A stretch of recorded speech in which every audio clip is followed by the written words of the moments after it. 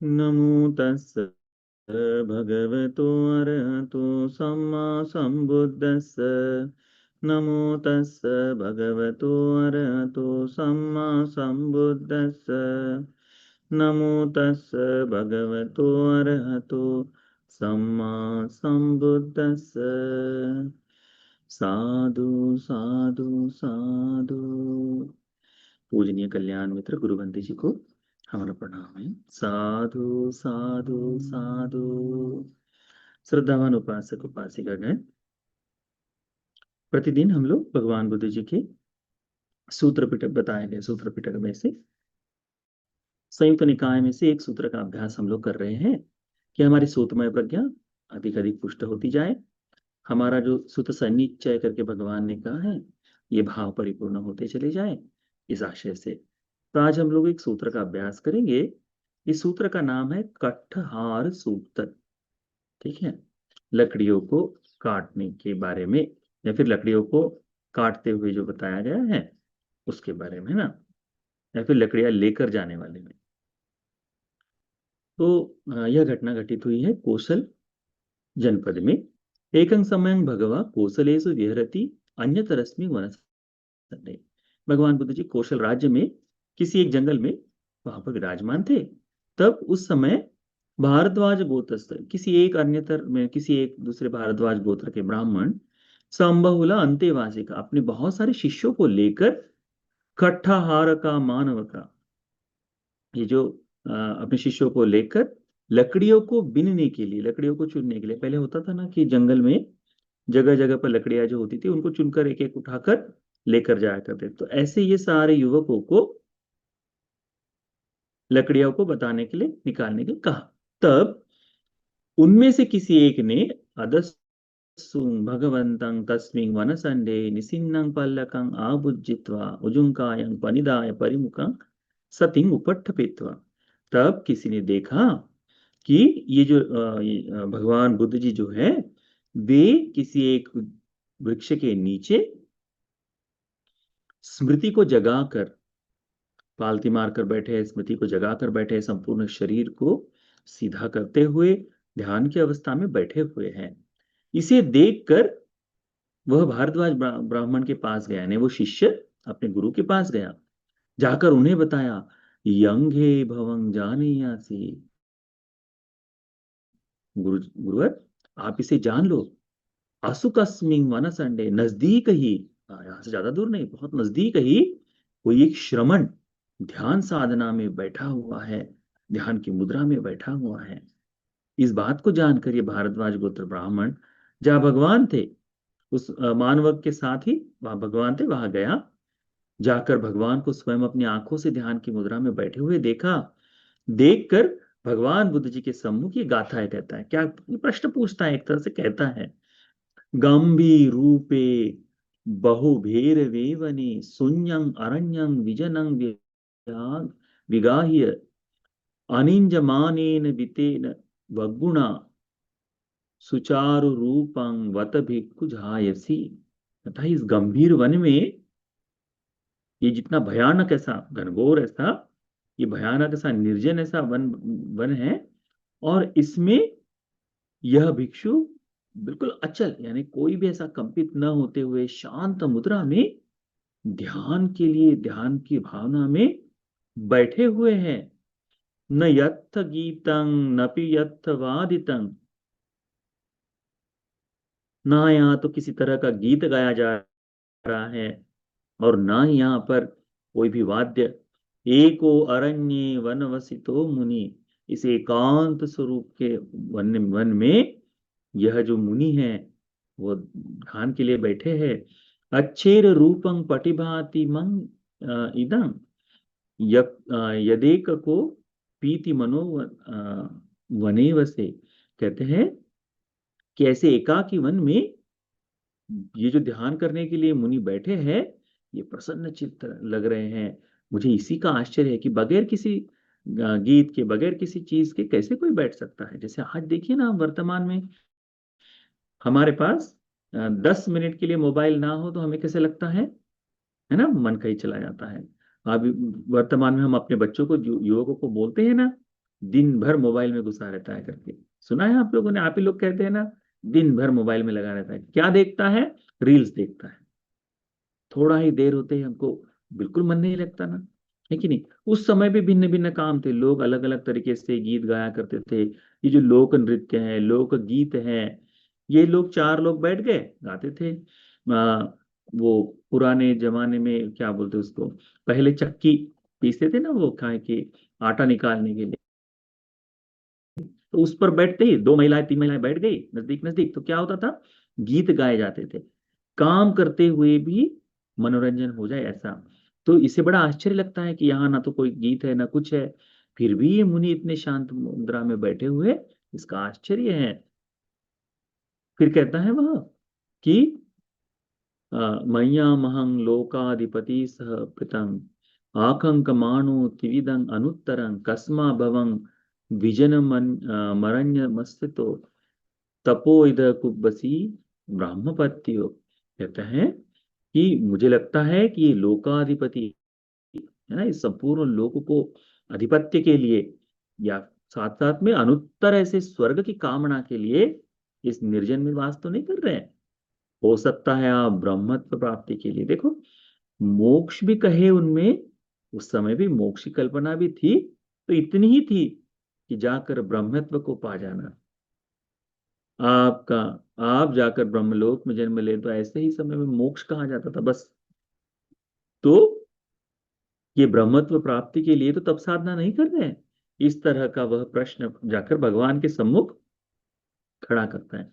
भगवान बुद्ध जी उसको बड़े सरल शब्दों में थोड़ा सा अर्थ समझाते, कहते भगवान, या कांची कंका अभिनंदनाव अनेक धातुषु पुतु सदासिता अन्यान मूल भवा पजपिता सब्बा मया व्यांति कथा समूलिका। भगवान बुद्ध जी कहते हैं कि ये जितनी भी संसार के सारे वस्तुएं हैं, ये सारी ही वस्तुएं बंधी हुई है आकांक्षाओं से, हमारी इच्छाओं से, है ना। ये जो आनंद आसक्ति जो जितनी भी बड़ी है, ये सारी की सारी अविद्या मूल है। अविद्या के होने से ही ये सारी आकांक्षाएं इच्छाएं हैं।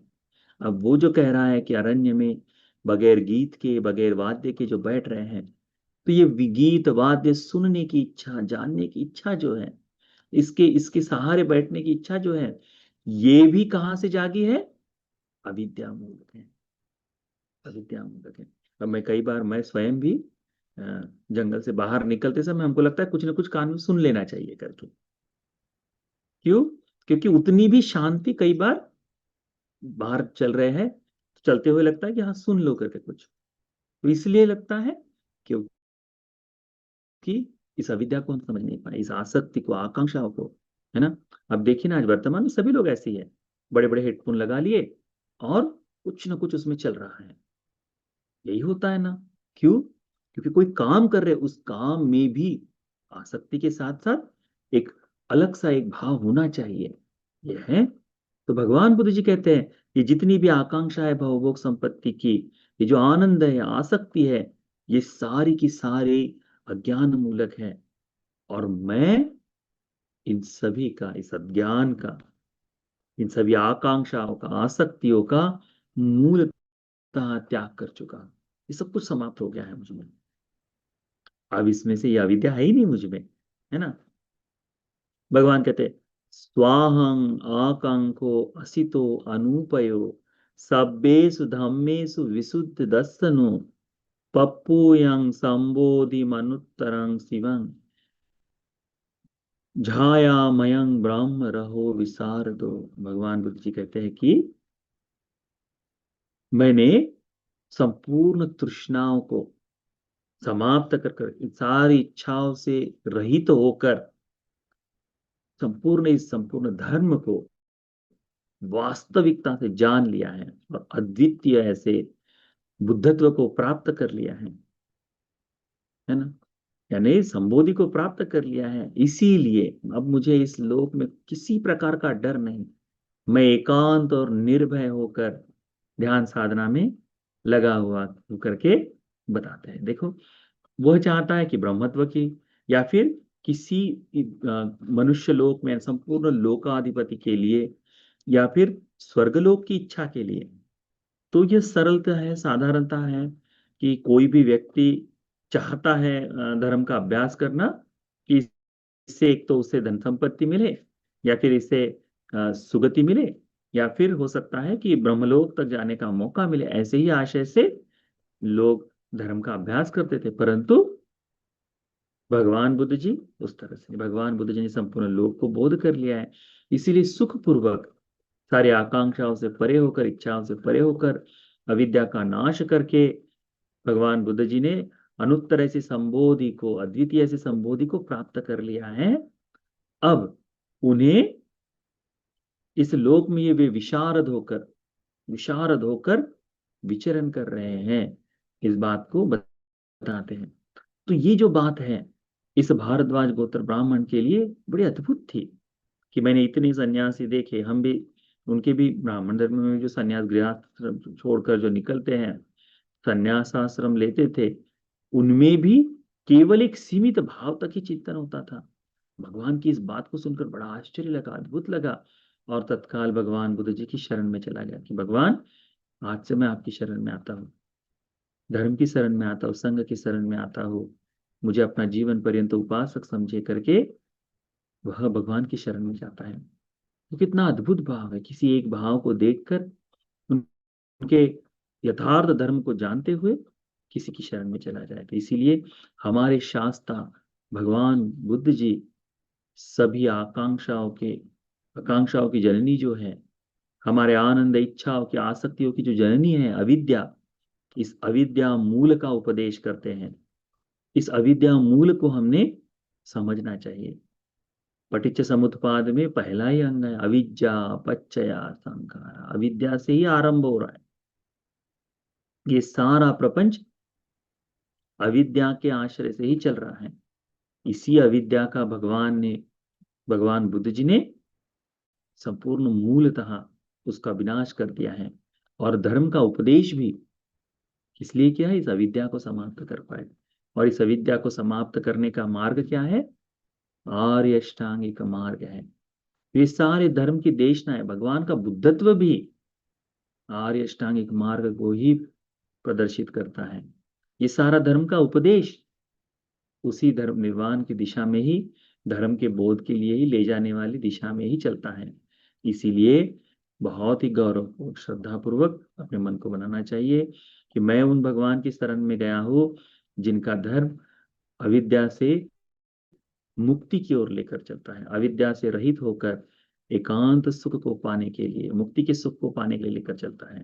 तो इसीलिए यह धर्म का उपदेश, धर्म की चर्चा, ध्यान साधना, ये सारी चीजें हम लोगों को बुद्ध के प्रति अचल श्रद्धा जगाने के लिए, धर्म के प्रति, संघ के प्रति श्रद्धा जगाते हुए उत्तम चार आर्य सत्य को बोध कर लेने के लिए उपकारी हो जाए।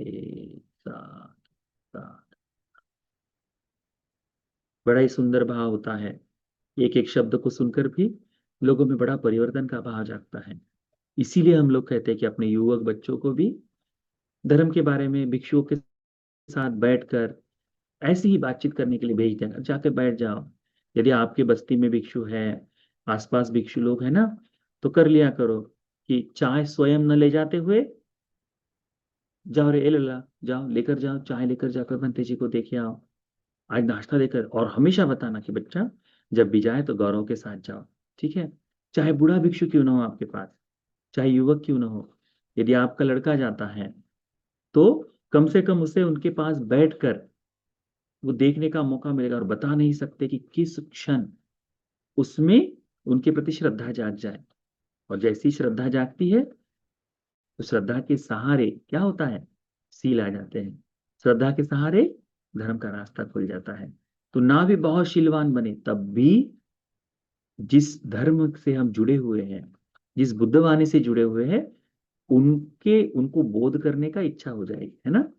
ये जो संडे स्कूल चलाते हैं हम लोग, यह ये प्रतिदिन सुबह की धर्म देशनाएं, ये सारी की सारी इसीलिए है कि हम कहीं ना कहीं से बुद्ध के धर्म को सीख पाए, जुड़ पाए, और इसके अनुसार हम आगे बढ़ पाए करके। ठीक, तो इसीलिए थोड़ी बहुत सेवा का मौका अपने बच्चों को भी दो। ठीक ठीक है, इतना पर्याप्त है।